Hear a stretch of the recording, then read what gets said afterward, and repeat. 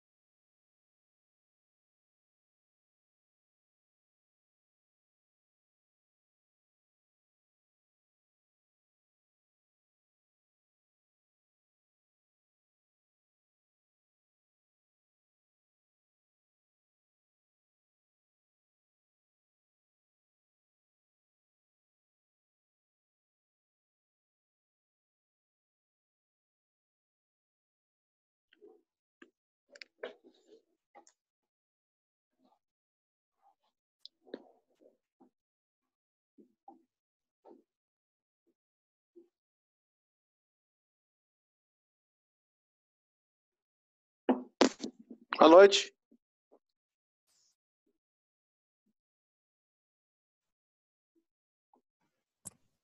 Boa noite. Aí. Achei que tava ruim mesmo.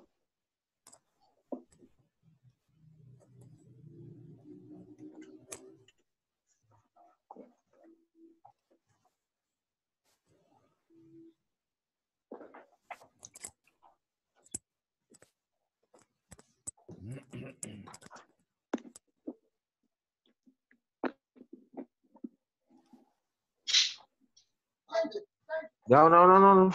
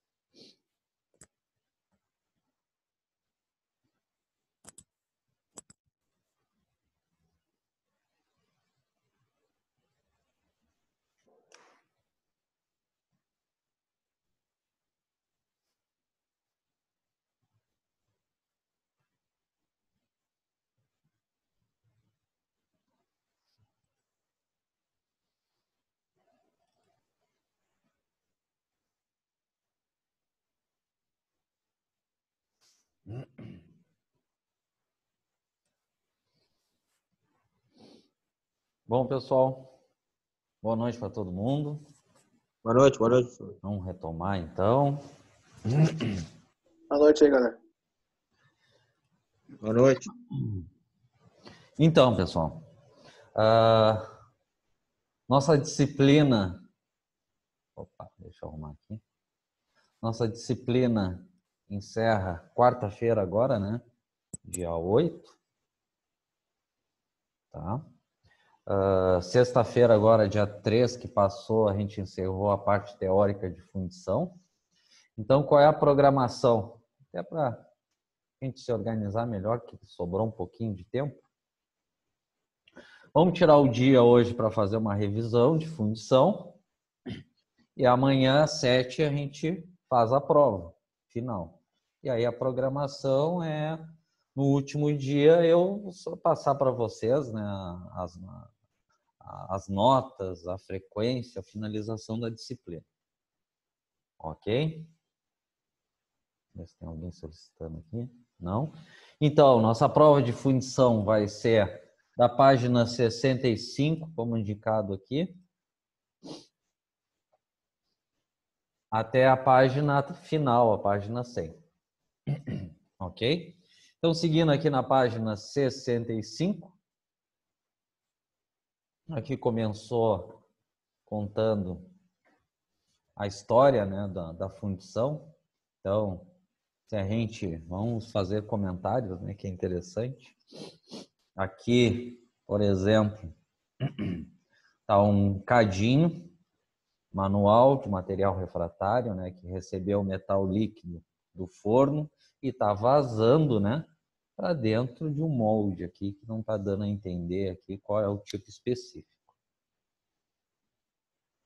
Então, aqui na 65 começou com a parte histórica, que é curiosidade, geralmente nos cursos técnicos, até na engenharia no início é assim, mas é mais irrelevante, né?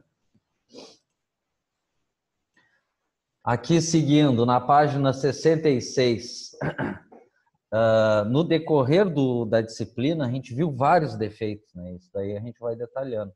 Só que nessa parte aqui da apostila, ele comenta aqui especificamente 4 tipos de defeitos que pode ocorrer num processo de fundição, né?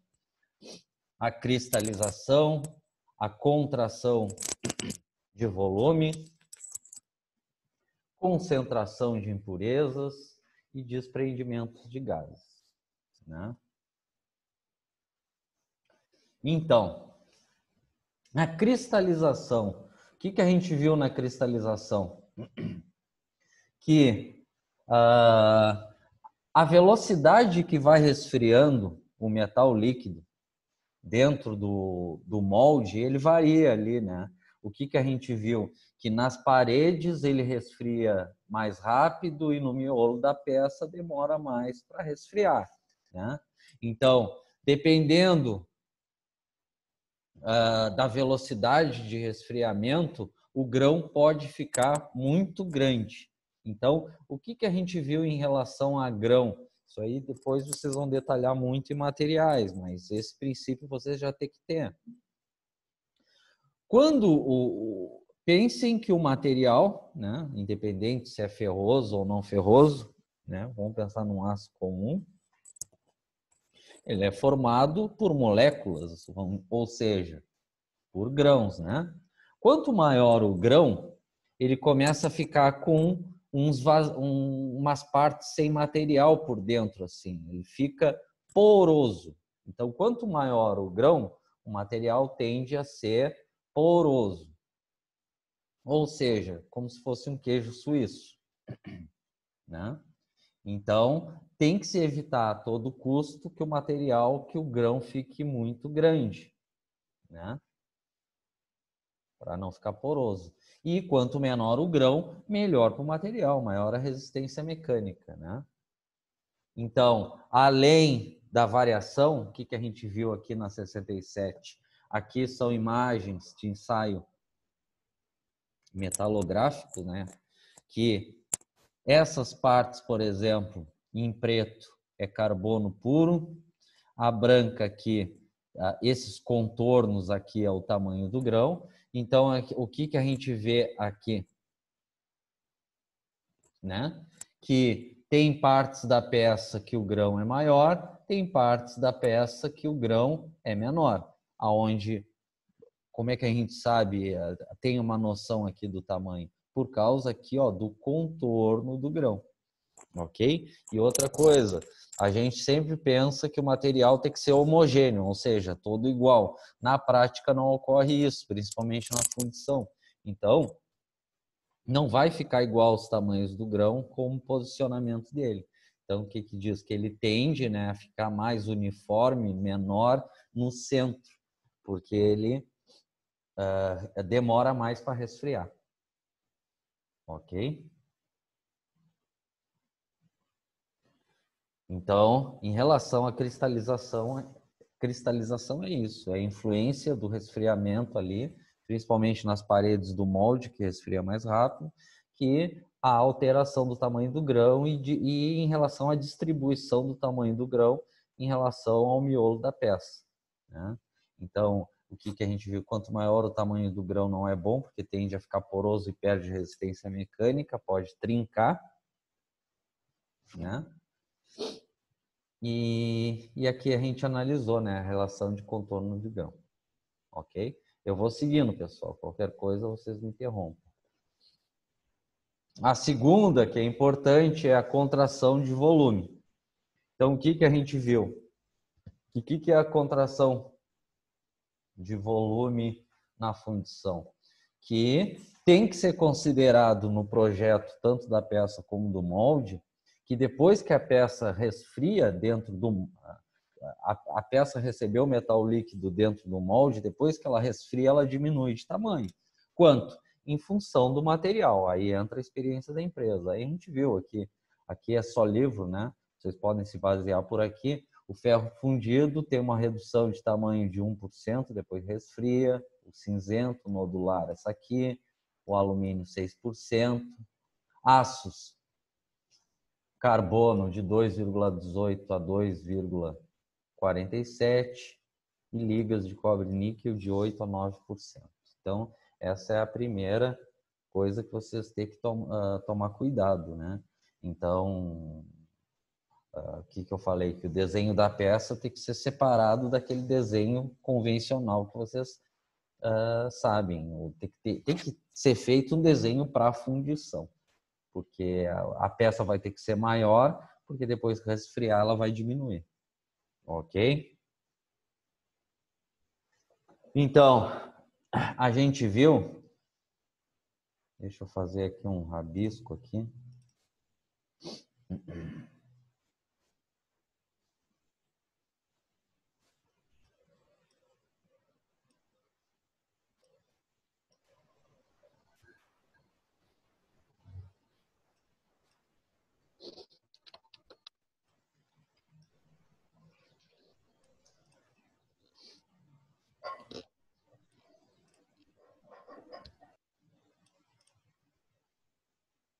Tá?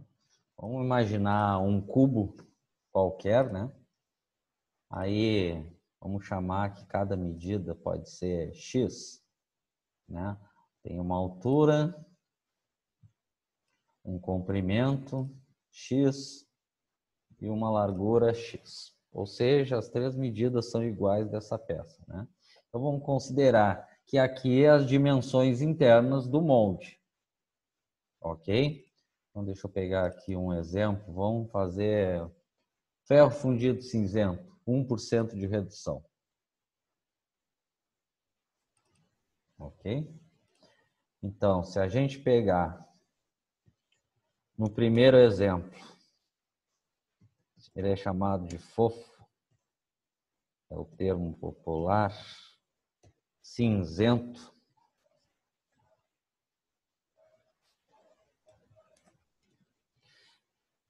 Tem contração de 1%.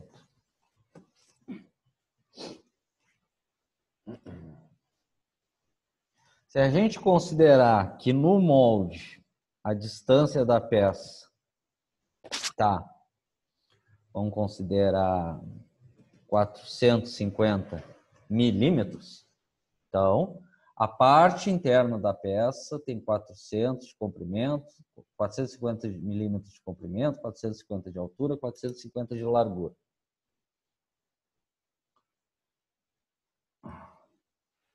Qual as dimensões finais da peça após o resfriamento? Então, o que eu ensinei para vocês? 445,5.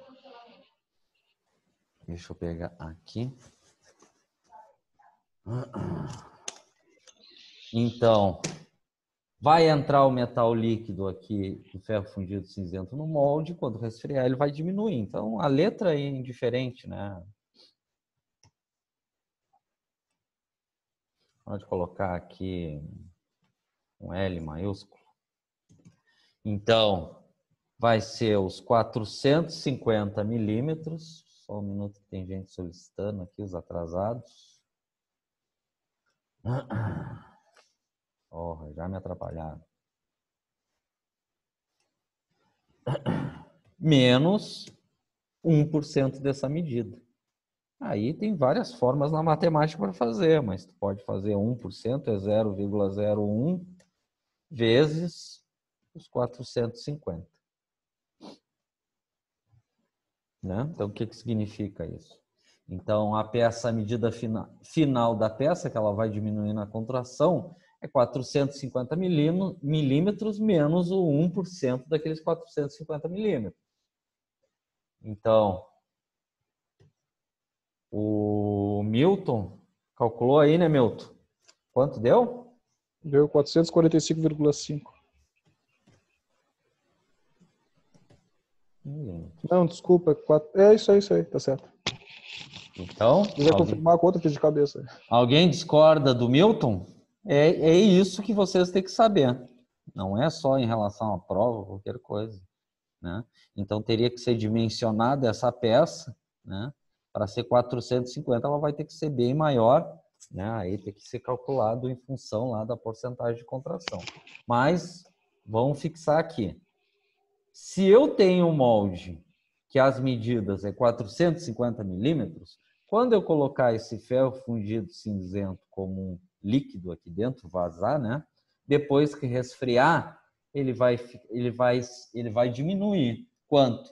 450 menos 1%, que deu 445,5% milímetros. Isso é importante, né? Olha, 450 milímetros é quase meio metro. Porra, baixou aí praticamente 45 milímetros, diminuiu de tamanho.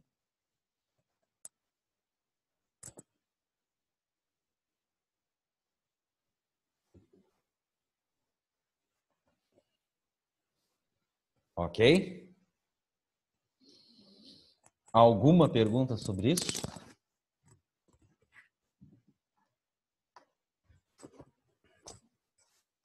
Certos que não? Que é a última vez que eu vou falar disso aqui.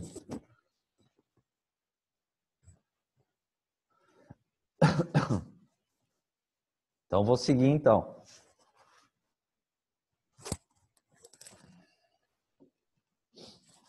Então, seguindo. Né? A gente viu, né, que tem que ter a alteração o desenho tem que ser separado, né? Não pode ser o mesmo desenho, senão vai dar esse problema que a gente calculou agora, que é a contração. E outra coisa. Deixa aí, tem um barulhentinho. Entendeu? Quando a peça vamos imaginar assim, ó. Quando a peça resfria e se solidifica, né? Digamos que seja essa parte aqui, ela não vai diminuir de tamanho reta, ela vai diminuir de tamanho curvo para dentro. Ok? Isso ocorre na contração. Além de diminuir, e vocês sabem quanto vai diminuir, que é o exercício que a gente fez, ele não vai diminuir reto, vai diminuir um pouco curvo para dentro. E a gente viu que o nome disso é vazio ou chupagem. O mais comum, vazio. Então, é um fenômeno que ocorre na contração, na redução de tamanho da peça. Que a peça, quando diminuir de tamanho, não vai diminuir reto, ela vai diminuir curvo para dentro, meio defeituoso no formato. O nome disso é vazio ou chupagem. Ok? Ô, professor, Tem pergunta? pode voltar. O Marcos, desculpa, o Marcos. Pode voltar essa questão aí que eu não... Por favor. Do vazio? É, professor. Tá, então vamos lá.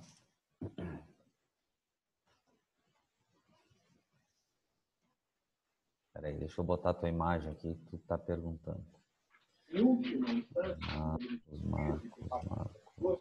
É claro que a decisão ela recai numa ponderação Só um minuto, usa os dados públicos, mas que tem uma Se não ia ser o Henry. Então, Marcos, aqui, ó. Aqui na página 69 tem um molde de lingote. O que eu tinha falado do lingote? Que é a matéria-prima. Isso aqui é o molde, né, que recebe o aço líquido lá do alto forno. E esse lingote, que é um bloco retangular grande, vai depois para a Gerdau para fazer barra, chapa, aquela coisa toda. Então, um dos fenômenos, que é o que tu está perguntando, na contração que ocorre, além de diminuir de tamanho, vamos imaginar essa parte aqui, vai diminuir de tamanho. Só que não vai diminuir de tamanho reto, ele vai ficar um pouco curvado para dentro, que é um defeito, porque tu tá imaginando que a tua peça, quando sair do molde, vai ficar retinha conforme as paredes do molde, não é isso? Só que na prática ela fica um pouco curvado para dentro. Ok? O nome disso, né, que é essa redução de tamanho irregular, que não é reto, fica curvado para dentro, é vazio ou chupagem. Entendeu, Marcos? Deu uma travada. Entendeu? Ok, professor, entendi agora. Eu acho que está meio Obrigado. travado o teu vídeo. Ok? Então, o que está dizendo aqui?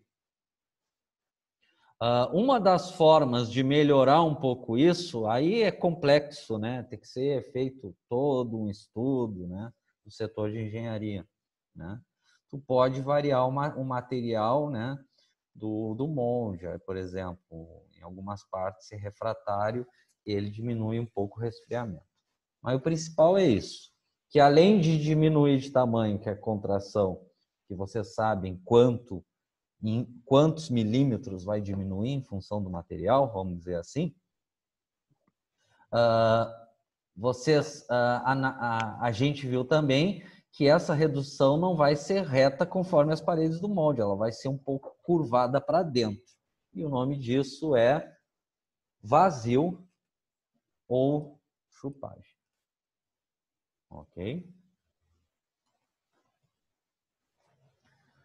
Seguindo, defeitos de fundição, contração de impurezas. Vou tentar simplificar para a gente ganhar tempo, tá? Para a gente tentar finalizar isso hoje. Se tu pegar um aço comum, sai 1020, ele pega o 20 dividido por 100 é 0,2% de carbono. Basicamente, o 1020 seria só carbono. Mas se tu abrir um catálogo da Gerdau, ele vai ter um pouquinho de impurezas, que faz parte, não tem como fugir isso. Ele vai ter um pouquinho de fósforo, um pouquinho de enxofre, um pouquinho de manganês, silício e assim por diante. Principalmente esses elementos, que são as impurezas, entendeu? Então, se tu abre um catálogo da Gerdau, por exemplo, no aço 1020,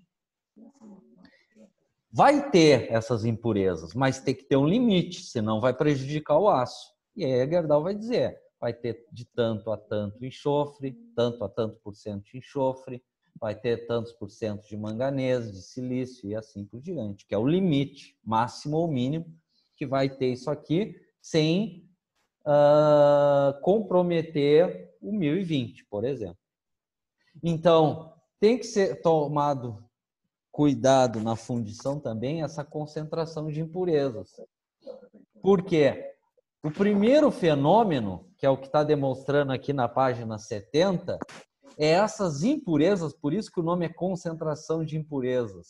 Aqui, por exemplo, são desenhos mais simples, dá a entender que é um trilho, um pino, enfim, aqui uma barra talvez. Nessas achuras aqui, o que está dizendo? Que essas impurezas vão se concentrar principalmente no miolo da peça.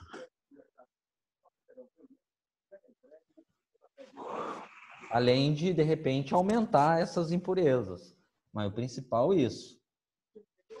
Por isso que o nome é concentração de impurezas, porque elas geralmente na fundição vão para o miolo da peça. E isso não é bom, porque tende a diminuir a resistência da peça. O nome disso é segregação. Segregação é isso, é essas impurezas, o enxofre, o silício, o manganês, na fundição se concentrar no centro da peça. Então pode diminuir a resistência da peça. O nome disso é segregação. Ok? Quem está vendo aí o Jornal da Noite? Posso seguir? Desprendimentos de gases. Na minha versão, eu acho mais simples, enfim. Na fundição, tem que ter como se tomar cuidado com várias coisas em relação a isso. Não pode ter umidade, por exemplo, não pode estar úmido, nem não pode ter água, nenhuma umidade no molde, porque pode gerar gás. E mesmo não tendo nenhuma umidade, ele vai gerar gases como monóxido de carbono, que é CO, e dióxido de carbono, CO2. O principal problema do desprendimento dos gases dentro do molde, porque o que acontece? Vai entrar o metal líquido e vai gerar esses gases. Monóxido de carbono e dióxido de carbono vai gerar sempre. O que tem que tomar muito cuidado é não ter nada de água, umidade. Mas, de qualquer forma, os gases, qual é o principal problema que pode dar numa peça fundida depois de pronta, se o gás não sair do molde? Bolhas. Bolhas. Então, o que é as bolhas? Bolhas, o gás gerou o gás, de repente era água, ou surgiu esse monóxido de carbono ou dióxido de carbono, e ele não conseguiu sair do molde. E onde ficou esse gás? Dentro da peça, depois que solidificou. Então, o que é a bolha? É não ter material dentro da peça, que tu não enxerga a olho nu. Eu já vi caras fabricando polias que, quando está torneando, quando vê, aparece uma bolha na peça. Aí te condenou a polia, né? Dependendo da aplicação dela. O que é a bolha? É não ter material dentro da peça. Por que ocorreu bolha? Porque gerou gás, podia ser monóxido de carbono, dióxido de carbono, ou até mesmo água, vapor d'água, se tinha umidade, e aí ocasionou a bolha. E aí a bolha fragiliza a peça, né? E pode quebrar ou trincar. Você pega, por exemplo, coisas que eu já convivi, polia de elevador de prédios, né? Parecia uma bolha, já era, não presta mais. Tem que pegar outro material e fazer de novo. Que é movimentação humana, né? Se é para alguma máquina, de repente faz uma gambiarrinha. Mas para movimentação de pessoas já ferrou tudo. Tá claro o que pode ocorrer nos desprendimentos de gases e principalmente, isso é importante, a bolha. Bolha, falou em bolha, é fundição. Ó. Bolhas.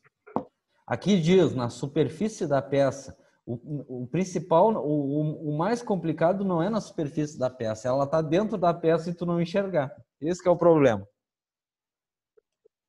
Então, a gente vai ver o que a gente viu no decorrer das aulas. A gente viu vários processos que, muitos deles, as paredes facilitam a saída dos gases, como de areia. Outros têm dificuldade, como de aço ferramenta, né? Então, de alguma forma, tem que ter no molde, principalmente nas paredes, uma forma, digamos, porosa para liberar esses gases e o gás não ficar dentro da peça. Para quê? Para não gerar bolha.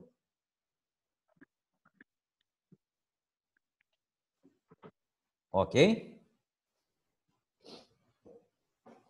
Aí a gente comentou esses 4 defeitos básicos e começou os processos de fundição, né?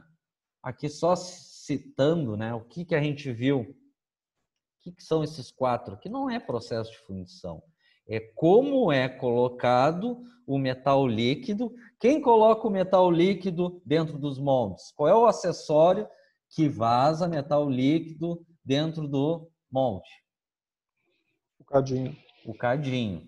Que pode... O cadinho, o cadinho, 100% dos casos, é por gravidade. Né? Opa, segura o cão, hein? Então, o mais comum é por gravidade. Mas a gente viu que tinha processos. Sexta-feira mesmo a gente viu por centrifugação, que é o molde que gira, principalmente para fabricar. Qual era a grande vantagem da fundição por centrifugação que o molde gira?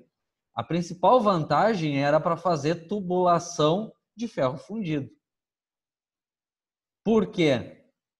Porque numa laminação, né, pega a tubulação de aço. Tubulação de aço não é feito por fundição, é feito por laminação. Né? O aço é fácil de... Porque eles botam... Pega aí vamos pegar aí a tubulação em aço com costura.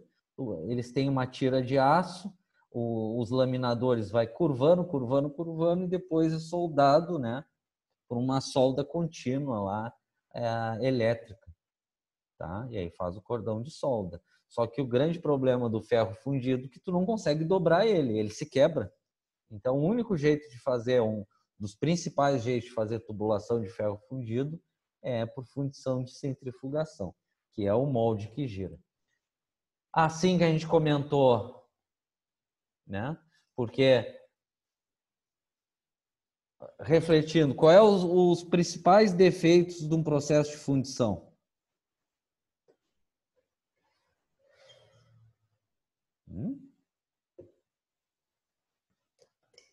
Lembra?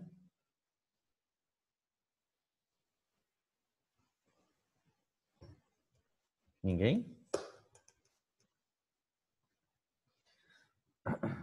Um processo de fundição, ele não vai ser preciso comparado com outros processos, né? Então, o tamanho da peça vai variar. O que é a variação do tamanho da peça? É maior tolerância dimensional. A gente não viu um desenho técnico? Quanto menor o número da tolerância dimensional, mais preciso vai ser o processo.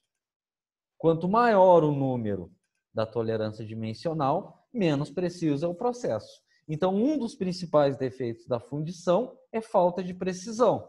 Exemplo, carcaça de máquina, redutores. Não importa as distâncias ali das paredes de um redutor, de uma carcaça de máquina, pode variar, bobeia até 1 milímetro. Aonde for necessário num redutor ou numa carcaça de máquina ter precisão de tamanho, a carcaça, vamos pegar o redutor que naquela parte do redutor tem que ter precisão, o redutor fundido vai passar por usinagem. um mandrilhamento, que é para fazer encaixe de tampa, ou até para furação, para encaixe e rolamento. Então, outra coisa, todas as peças de fundição vão passar depois por usinagem, nas partes que tem que ter precisão. Então, um dos principais defeitos é falta de precisão, maior tolerância dimensional. E um de vocês falou, acabamento. O acabamento não é bom, é áspero. O que é um acabamento áspero? É alta rugosidade. Lembrando, rugosidade é em micrômetro, né? Que é pegar, por exemplo, como é que tu mede a rugosidade? Tem uma pistola lá, o rugosímetro, parecido com um termômetro a laser, aproxima na peça, aperta o gatilho, aí vai aparecer um número lá, 20 micrômetros. Aí vocês viram em cálculo, como é que eu sei quanto é 20 micrômetros em milímetro? É só dividir por 1000. Né? Então, pega ali 20 dividido por 1000, se aparecesse na pistola, quer dizer que 20 micrômetros é 0,02 milímetros. Quanto maior esse número, mais áspera é a peça. Imagine uma lixa. Quanto menor esse número, quem é esse número? A rugosidade, mais lisa é a peça, mais bem acabado.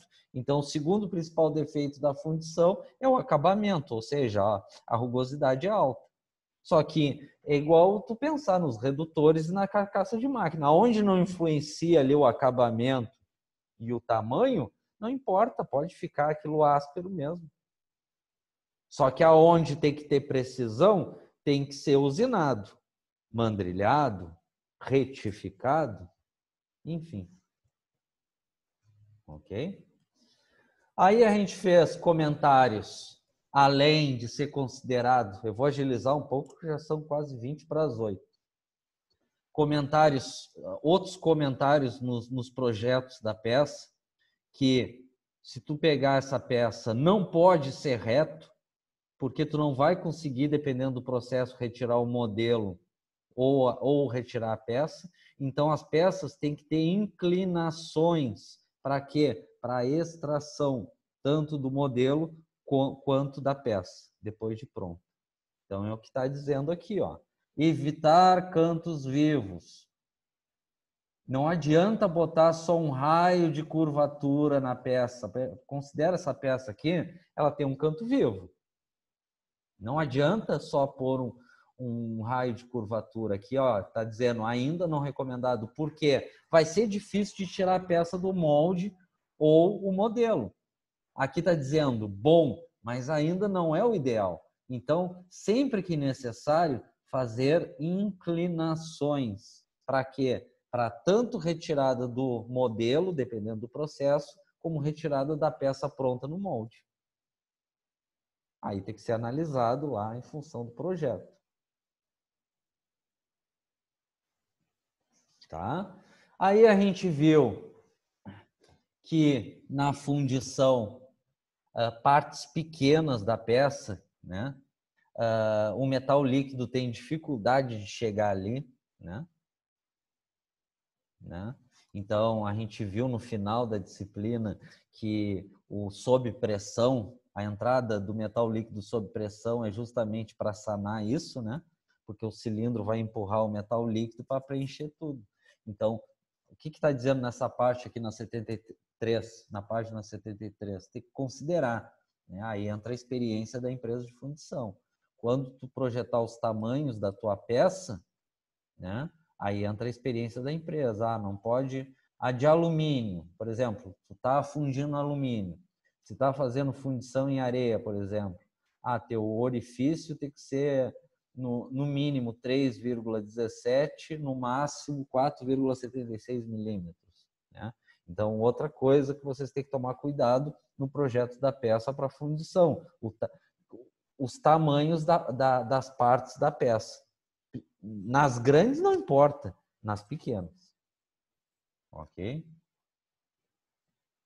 Aqui só repetindo, né, que quando projetar as peças, não ficar reto por causa da extração.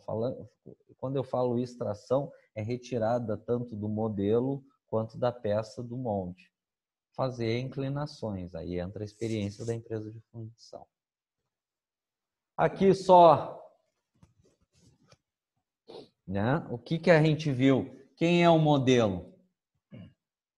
O modelo é uma peça padrão, vamos dizer assim, que vai servir para construir o molde, principalmente em fundição em areia verde. Não é isso? A gente não viu lá? Tem uma caixa de madeira, bota areia, bota a peça lá, geralmente madeira, né, para dar forma ao molde. Então, isso, a peça essa modelo, a peça essa padrão, né, vamos dizer assim, o nome é modelo. Os principais materiais, o mais usado é a madeira, por causa de custo. O segundo mais usado é o alumínio, só que aí é mais caro. E em terceiro, resina. Esses são os materiais utilizados para a fabricação de modelo, principalmente em areia verde. Ok?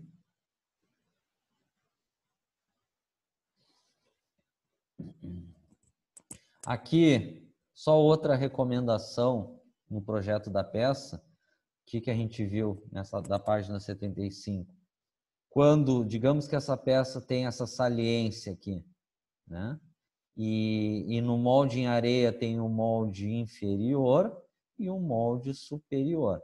No superior não vai ter problema nenhum, eu vou conseguir sacar o modelo. Só que nesse inferior eu vou ter dificuldade, porque aqui não vai ter areia também. Então, sempre que tiver esse tipo de formato na peça, faz reto. Para quê? Para te conseguir retirar tanto a peça quanto o modelo. Ok? Aqui, verificação, principalmente em fundição em areia verde, né? Na divisão do modelo, pode ser em madeira ou em alumínio. Geralmente ele é na metade, aí depende do formato da peça, que aí nessas partes, porque vai ter um molde inferior de areia e um molde superior. E aí nessa parte tem rebarbas. Por isso que depois que tu funde a peça e a peça está pronta, vocês não viram que eles esmerilham as peças? O nome disso é rebarbação, é tirar essas rebarbas da união das duas partes do molde.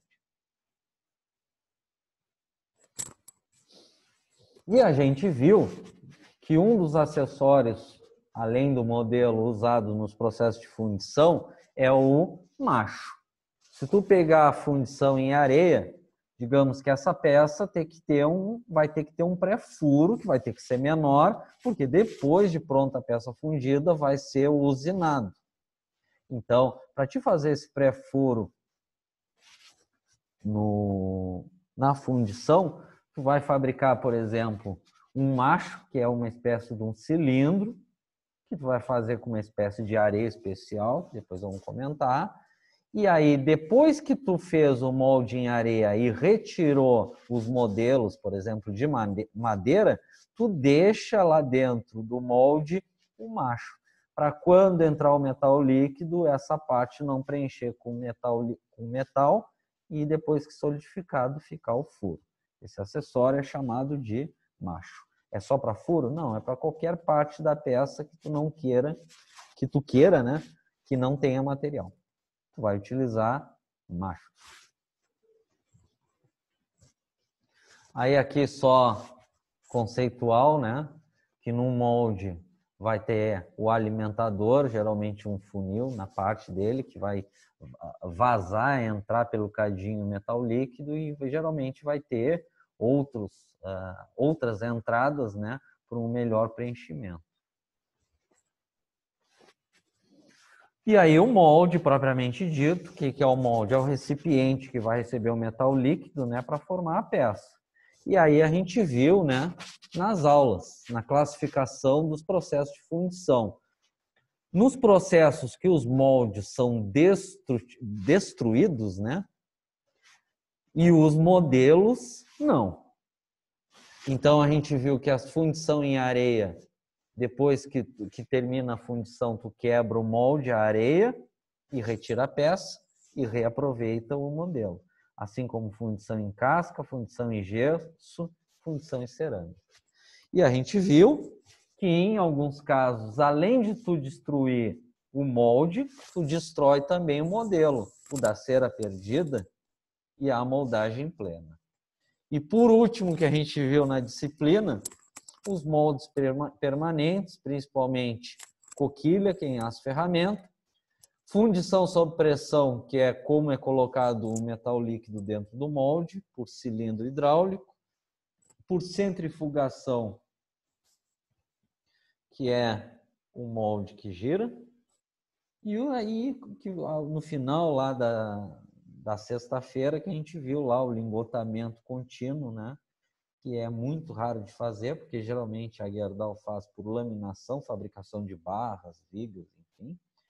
O lingotamento contínuo seria uma fabricação de barras por fundição. Ok?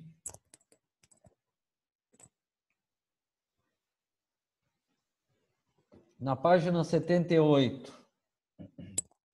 só se tem mais alguém aqui, não. A gente começou a detalhar as fundições. Começou pela fundição em areia, aqui principalmente o de areia verde, né? Tá o molde aqui já solidificado em areia. E aqui tá o cadinho que recebeu o metal líquido do forno, está vazando para dentro da peça, não, metal líquido para preenchimento na fabricação da peça.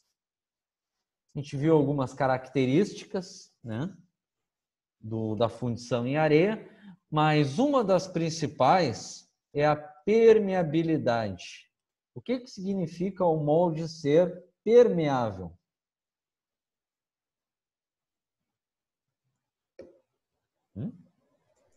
Maior, ele ajuda para a liberação de gases, né? Um molde permeável, foi Milton, né? Isso. Um molde permeável, ele é excelente, porque as paredes dele vai liberar a passagem dos gases. A grande vantagem dos moldes em areia é esse, né? As paredes facilitam a passagem do gás, e aí o gás não fica dentro da peça, ou seja, evita bolha. Isso é um molde com permeabilidade, né?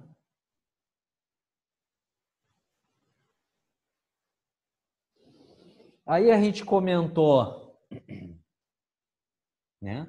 Aí depende do processo, se a gente falar principalmente de areia verde, o primeiro processo de fundição mais utilizado, lembrando que os dois processos de fundição mais utilizados é o de areia verde, que é para baixa produção de peças iguais, mas é o mais econômico, um dos mais usados, e o segundo, né, de fundição aço-ferramenta, coquilha, para produção de peças iguais. Então, sobre as areias, se tu pegar a fundição de areia verde, a principal areia é a areia verde, que na verdade é preta. Só que cuidado, vai ter 3 tipos de areia, da areia verde. Primeiro, a de enchimento. Segundo, a de faceamento. A terceira, areia verde de macho. A de macho é tranquilo, é a areia que tu vai fabricar aquele cilindro para fazer aqueles pré-furos. Então não é qualquer areia, é areia especial que tem uma granulação certa, que é para fabricar macho. Então o que a gente viu? Depois do intervalo a gente vai detalhar o processo de areia verde. A gente viu que no processo de fundição de areia verde, tu vai colocar uma caixa de madeira no chão,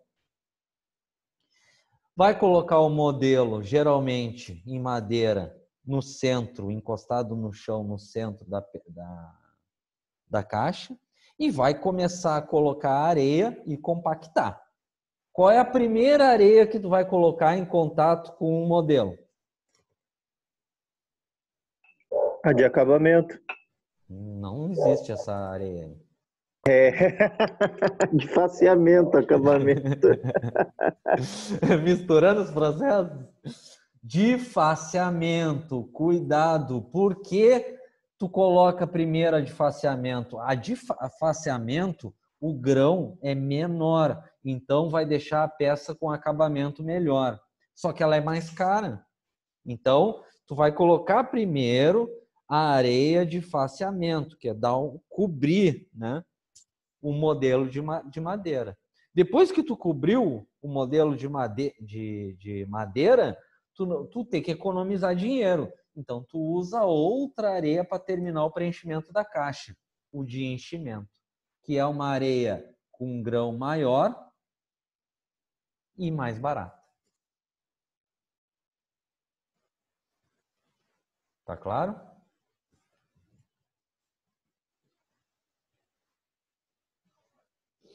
Elementos aglomerante, tem vários, né?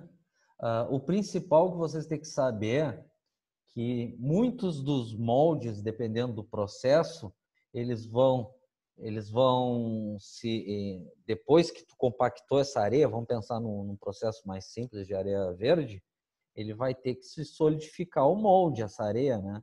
Como se fosse um cimento, mas não é um cimento, é uma... Então, para colar esses grãos de areia, tu usa um aglomerante, que é uma espécie de uma cola. Aí o que eu tinha comentado, que a gente viu nos vídeos, que nos processos de fundição em areia vai ter um misturador de areia, que é como se fosse aqueles misturador de massa de pão, de padaria. Eles vão colocar a areia lá específica e vão botar água e um líquido que é a cola ou aglomerante. Aí misturou, pegou aquela areia e coloca dentro da caixa para formar um molde. Aí espera secar como se fosse um cimento. Isso é o aglomerante. Ok? Então, aqui só citando, existe vários processos de fundição em areia. O mais usado, o de areia verde, que é de menor custo. Existe alguns casos de areia seca que usa estufa, alguns em cimento e de dióxido de carbono. Ok? Então, estamos aqui na página 80, que aqui está o principal, que é o de areia verde. Então, vamos fazer o seguinte, vamos fazer uma chamada e vamos fazer um intervalo. Bom, André não veio. Antônio, tá aí, né, Antônio? Tá aí, tô te vendo. Ariel. Aqui. Tô aqui, professor. Tá, tudo bem. Bruno. Presente. Diego. Eu. Euler. Não veio. Fabrício e Fernanda não vieram. Gabriel. Aqui. Giovanni, tô vendo ele. Guilherme. Tô vendo Tô aqui. também. Henry. Tá aí. Ian. Presente. Isaac. Tô aqui. Jefferson. Presente. Certo. Gerry Lopes, não vi ele. Falta. Gerry dos Santos não veio. Jesus não veio. João. Tô aqui. Não tinha te Tô visto, aqui. João. Tô aqui. Tô vendo teu nome só. Não tá? Tô aqui, cara. Tá me vendo, não? Ah, Não. não. Desculpa. Lucas Ribeiro, não. Michael Guimarães, estou vendo ele. Presente. Michael Moreira, não. Márcio, não. Marcos também está aí. Presente. Milton está aí. Pablo, não vi ele. Pablo, está aí? Por enquanto, não. Patrick. Aí. Eu vi o Patrick também. Aí. Deixa eu só te ver aqui. Aí.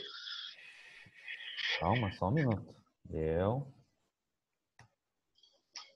Rogério. Presente. Aí.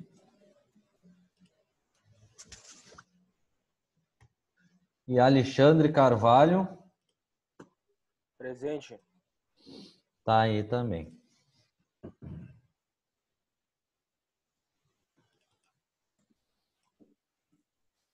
Ok?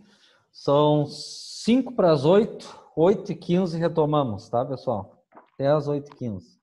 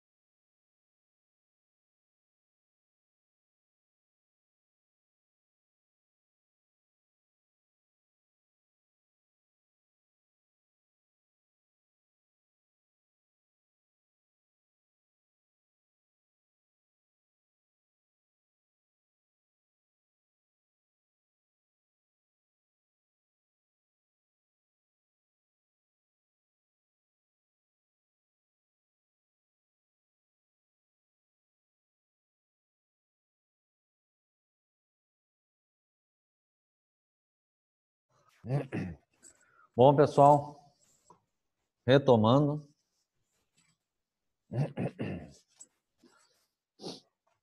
Então, paramos aqui na página 80, que é onde começou o detalhamento, né, dos processos de fundição. Então, aqui está o primeiro, de areia verde, que é um dos dois mais utilizados, porque é de menor custo, né? Meu Deus, começou os barulhentos, senão ia ser o Henry. Ok? Então, o princípio dele é básico, né? Vai ter uma caixa de madeira, que tu vai colocar o modelo, geralmente de madeira. E aí vai ter um misturador que tu vai colocar o tipo de areia que tu pretende utilizar, mais água, né? E o aglomerante, que ele vai chamar aqui de argila, né? Para secar ao natural. Então, etapas da moldagem em areia verde. O que a gente comentou aqui na página 81? Aqui está falando sobre o modelo, né? O mais comum é em madeira.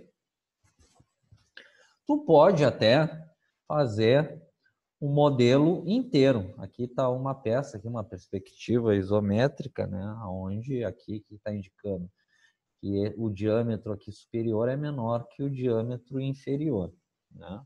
Poderia fazer uma peça única, né, em madeira e fazer a caixa inferior e superior, mas o mais comum é fabricar um modelo em duas partes, né, bipartido, ok?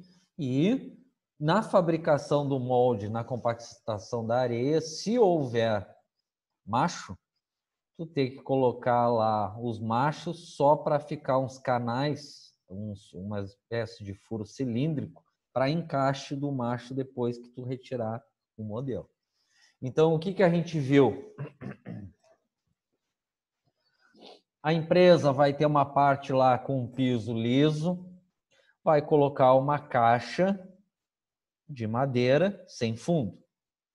Aí coloca a metade, né, correspondente, esse aqui está falando do molde inferior, do modelo na parte inferior da caixa. Aí tu começa colocando a areia de faceamento, depois de misturada com aglomerante, compacta. A gente viu que a forma, o que eu convivi mais comum é bater a madeira com socador, mas poderia ser com martelo pneumático, enfim. Então, tu coloca primeiro a areia de faceamento para preencher aqui todo o modelo e depois, para economizar e preencher toda a caixa, tu preenche com a areia de enchimento, que é de maior granulação. Ok? Terminou de compactar tudo, espera secar como se fosse um cimento. Ok? Depois que secou, que estava lá a metade do modelo e o macho, tu retira os dois para ficar o vazio no molde, por exemplo, inferior. Ok? Por isso que é importante aquelas inclinações na peça que eu tinha comentado antes, justamente nesse caso, para extrair retirada do modelo. E aqui está pronto o molde inferior de areia verde.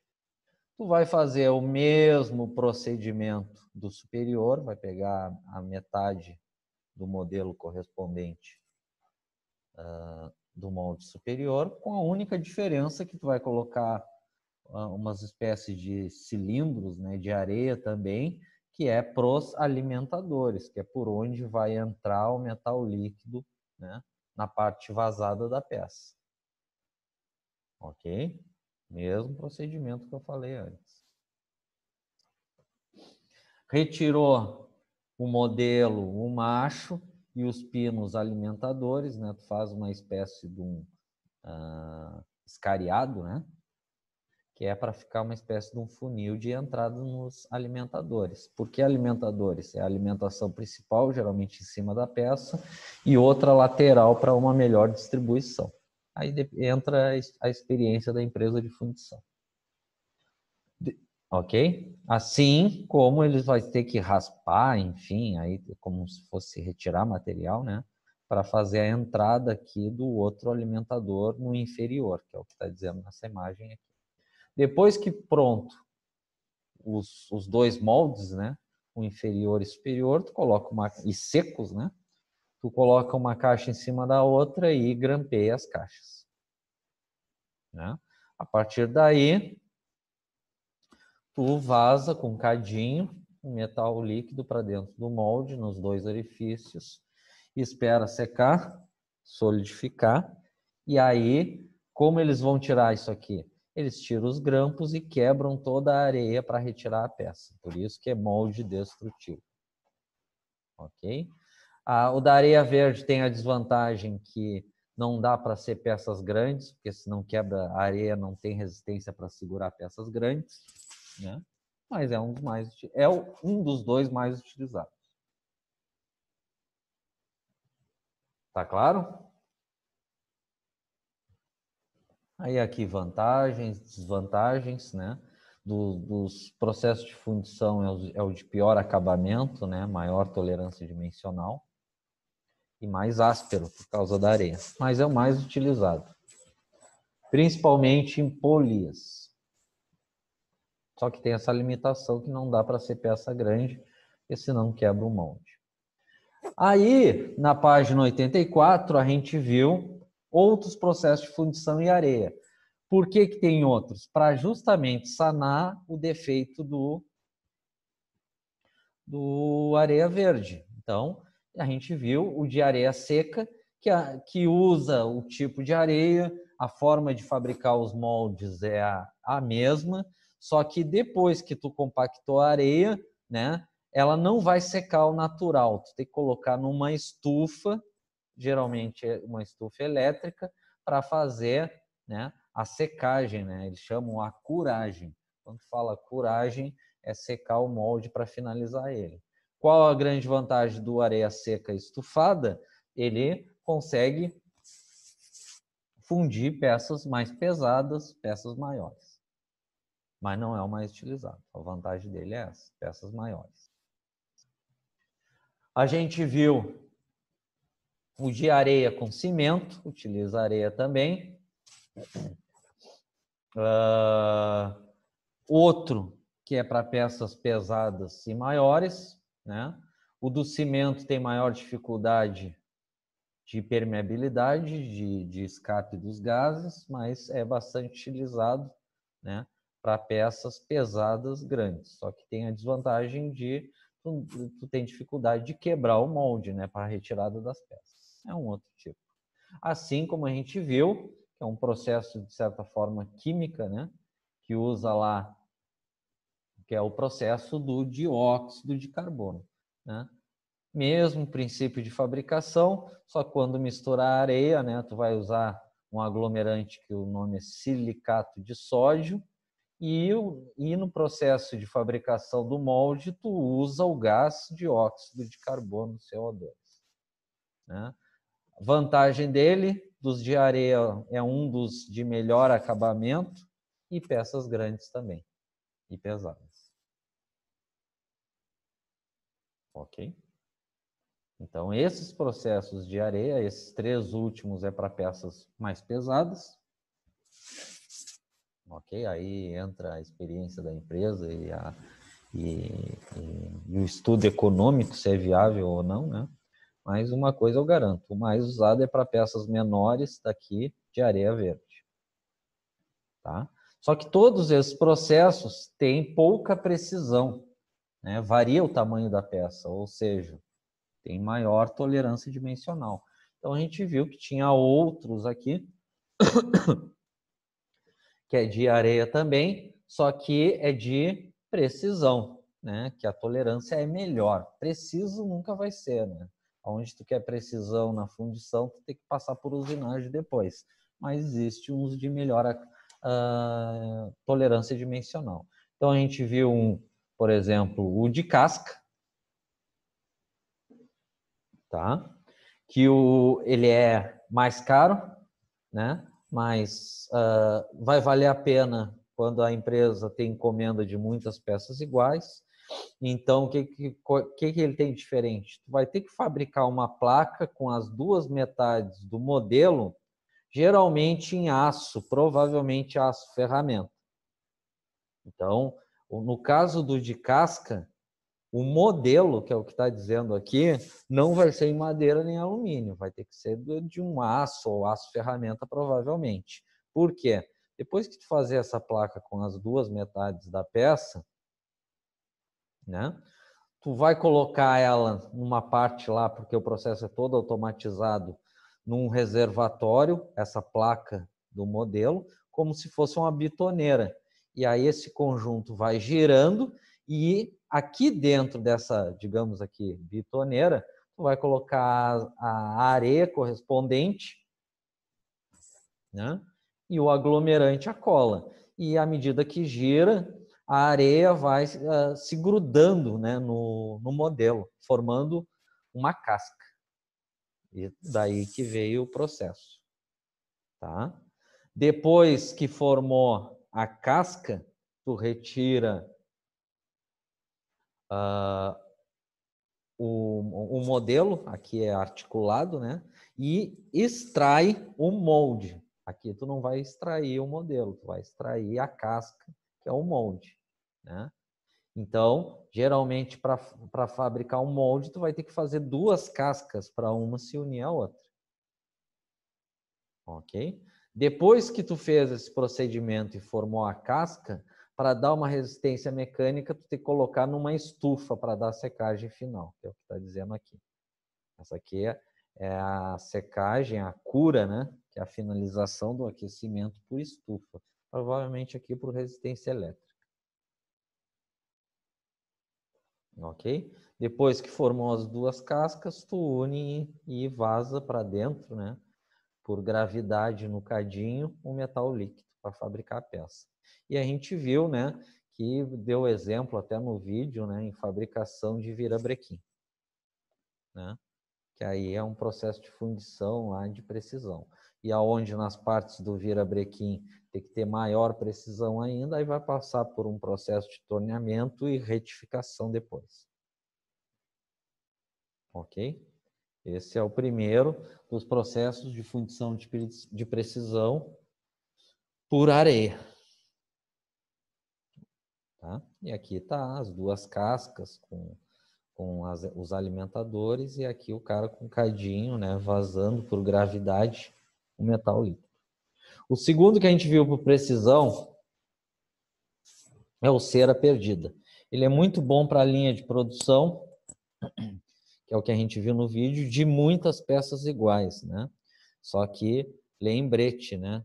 Peças pequenas, aqui diz até 5 quilos. Nos vídeos que a gente viu era peça, sei lá, de um absurdo meio quilo.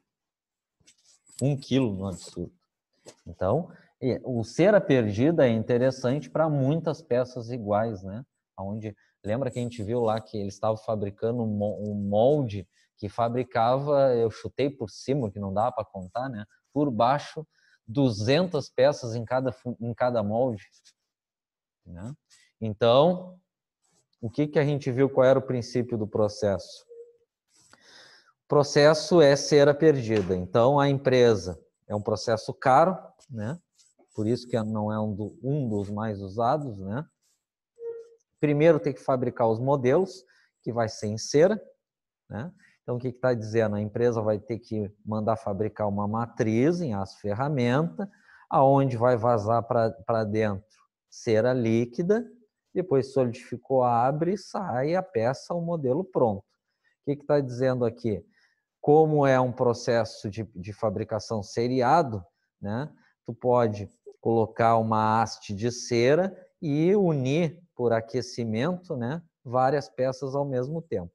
Depois que está pronto o modelo em cera, tu mergulha ele numa pasta em areia, aonde vai formar uma casca em areia com aglomerante, vai ter aqui. Aí tu deixa secar essa casca, né, e vai formar um molde. Só que dentro do molde vai ficar os modelos. Então, o que tu tem que fazer na quarta etapa? Tu aquece o molde e aí derrete a cera e expulsa os modelos. Então, por isso que é cera perdida. Os modelos são destruídos.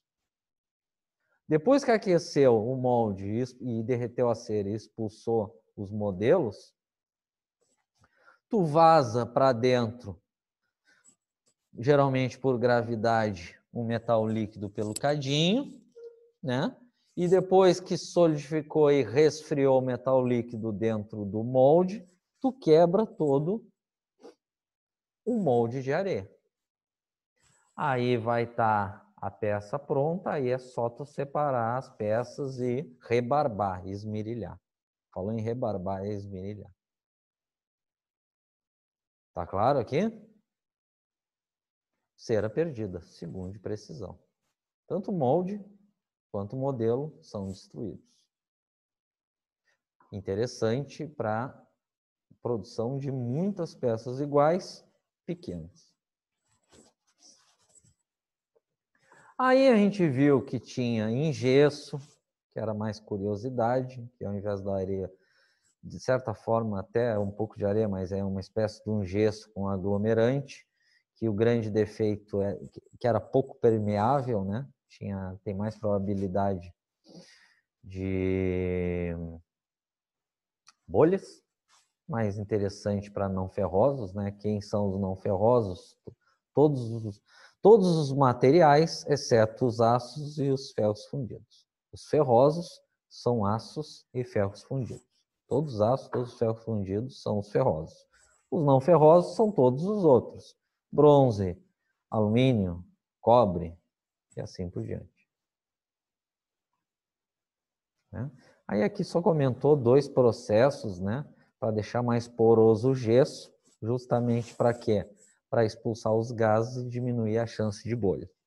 Aí a gente viu, curiosidade também, que existe moldes em cerâmica, né? Aí aqui falando um pouquinho da moldagem plena, que mais citando, ok? Na página 92, fala do segundo processo mais utilizado para a linha de produção, onde o molde é fabricado em aço ferramenta, não é destrutível, né? Porque ele dura bem mais. Só que ele é caríssimo, porque tanto o aço ferramenta, que é caro, quanto o processo de fabricar o molde, lembra que eu mostrei o vídeo? É centro de usinagem, torno e fresador ao mesmo tempo, né? Muito utilizado em linha de produção. Depois está pronto o molde, fecha o molde, coloca o metal líquido, abriu, vai ter uns pinos extratores que expulsa a peça e a peça cai. E fecha o molde, começa tudo de novo. Ok? O único detalhe que a gente comentou, tem que ser analisado o material que vai ser inserido nele.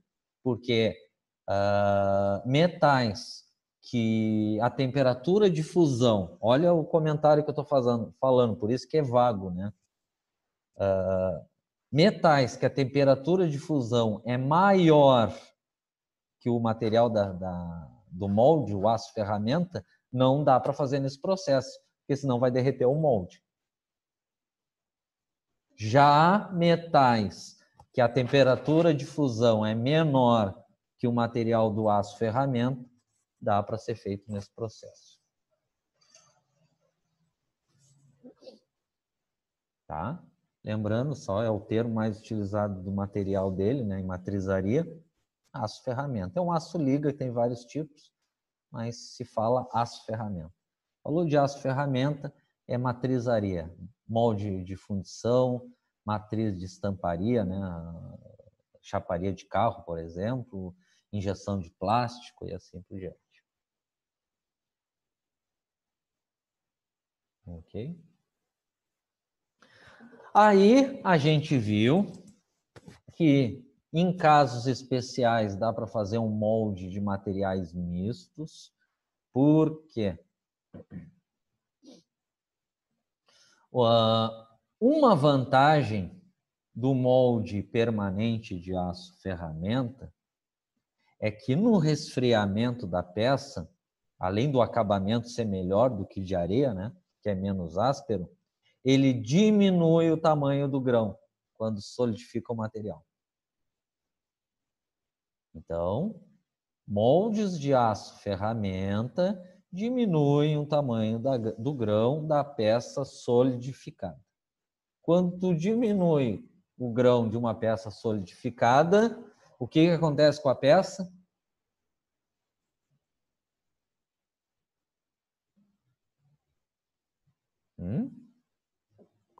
Fica mais resistente, né? Ela ganha. O Henry, fica mais resistente, aumenta a resistência mecânica, melhora as propriedades mecânicas. Melhor propriedade mecânica, maior resistência, quanto menor o tamanho do grão. Então, a gente comentou aqui nesse molde, isso aqui é um cilindro com vários diâmetros, né? Desenho técnico, diâmetro maior, intermediário, menor. E nas pontas aqui fez com molde em areia. Né? Provavelmente que essas pontas dos cilindros não precisava tanto acabamento nem resistência mecânica. E aqui essa parte do diâmetro maior, sim.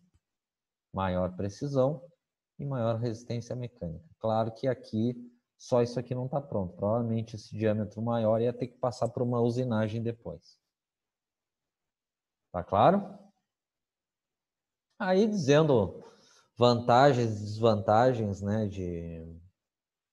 do molde de aço ferramenta coquilha, que é o coquilha, né?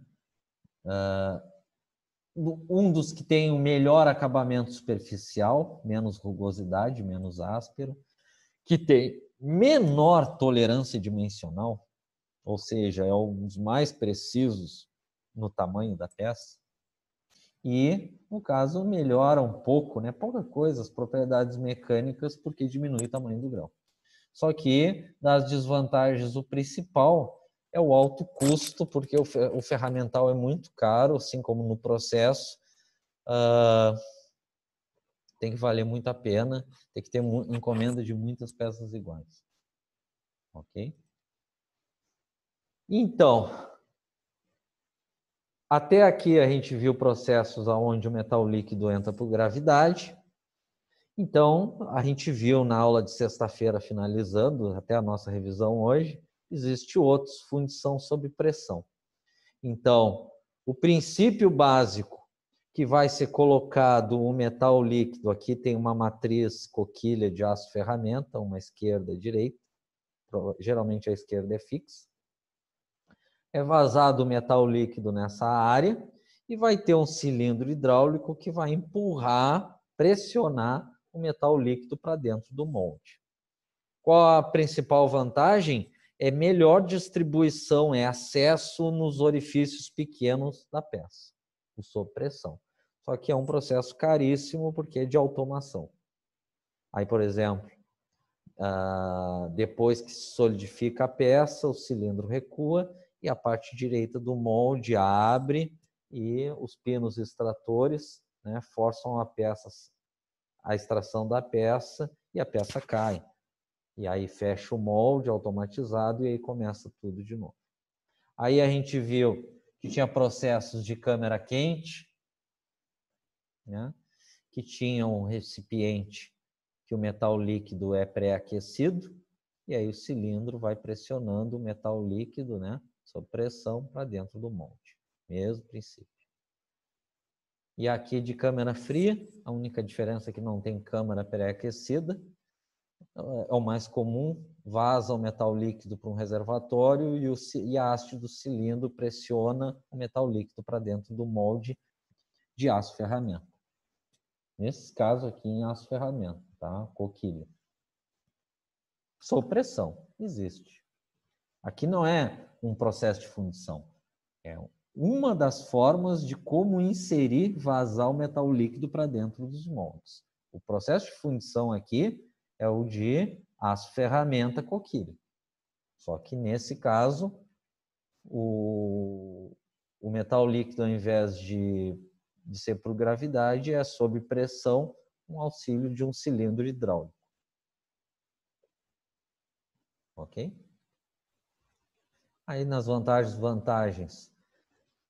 A principal vantagem do sob pressão é acesso do metal líquido nas partes da peça, e a desvantagem principal é muito custo. Aí a gente viu o de centrifugação, né?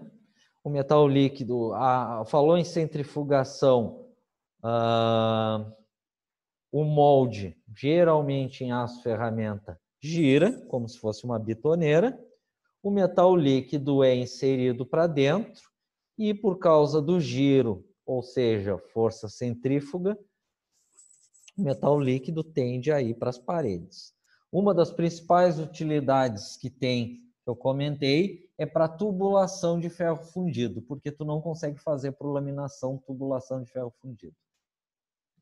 Só por esse processo. Ok? A segunda utilidade num molde, né? Aqui provavelmente em areia, né? De um molde de distribuição do metal líquido por centrifugação, é esse molde provavelmente em areia, não diz aqui, né? Onde o giro dele é vertical. Ele está fabricando aqui 5 peças ao mesmo tempo, e a vantagem dele aqui é acesso, à medida que gira, a força centrífuga vai forçando o metal líquido para acessar as partes menores da peça. E por cima, o cadinho só larga aqui, né, o metal líquido por gravidade. Ok?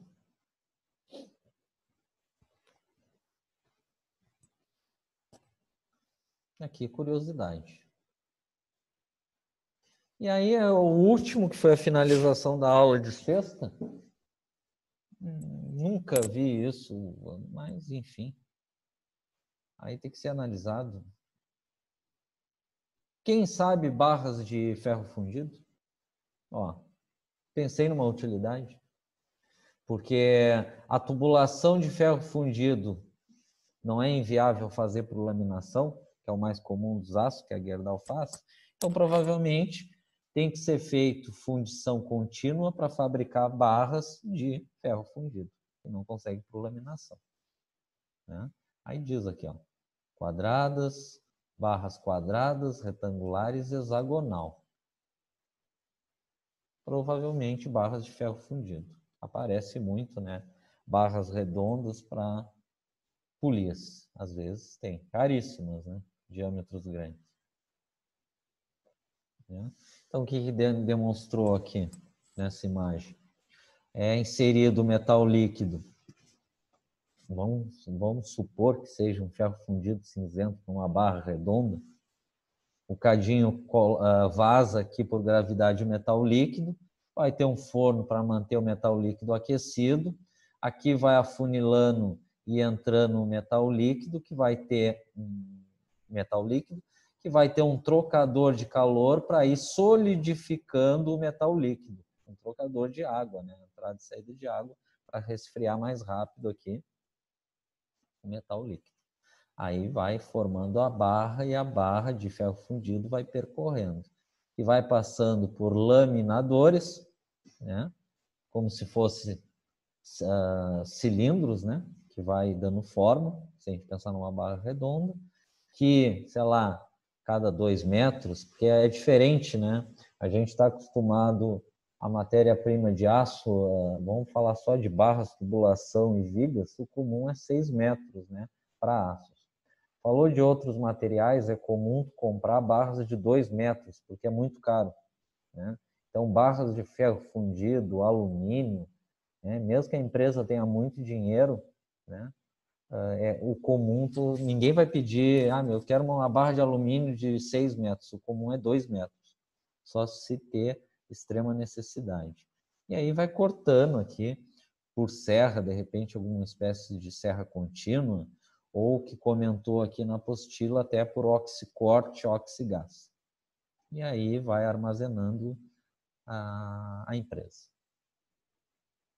Então, acredito eu, né, nunca convivi em siderúrgica nisso aqui, provavelmente barras redondas, quadradas, sextavadas de ferro fundido. Ok? E aí encerramos aqui.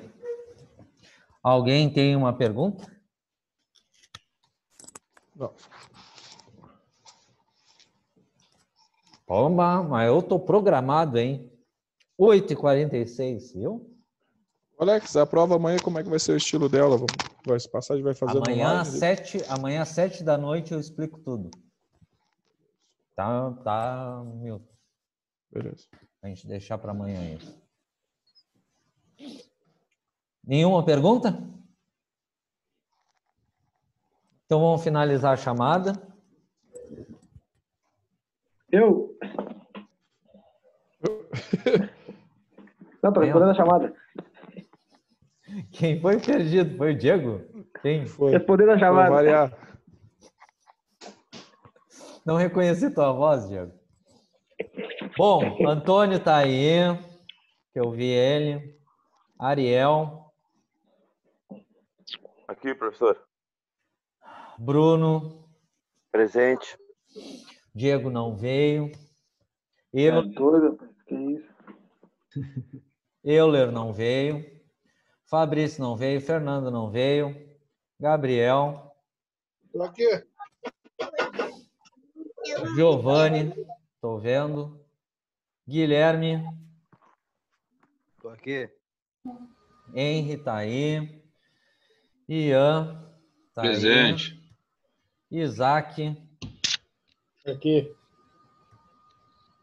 Jefferson tá aí. Tô Presente. vendo. Jerry Lopes não veio. Jerry dos Santos não veio. Jesus não veio. João. Ok. Ok, Alex. Lucas não veio. Michael Guimarães. Presente. Aqui. Michael Moreira não veio. Márcio não veio. Marcos tá aí, tô vendo ele. Milton tá aí. Pablo não veio. Patrick Aí. tá aí. Rafael não veio. Rogério Presente. tá aí. E Alexandre Carvalho. Presente. Ok, pessoal. Então, já que não temos dúvidas, nos encontramos amanhã na prova, às 7 da noite. Boa noite aí, pessoal. Todo mundo. Ok? Boa noite pra todo mundo aí, galera. Boa noite aí para Boa todo mundo. noite. Boa prova amanhã. Boa noite aí, pessoal. Boa prova aí.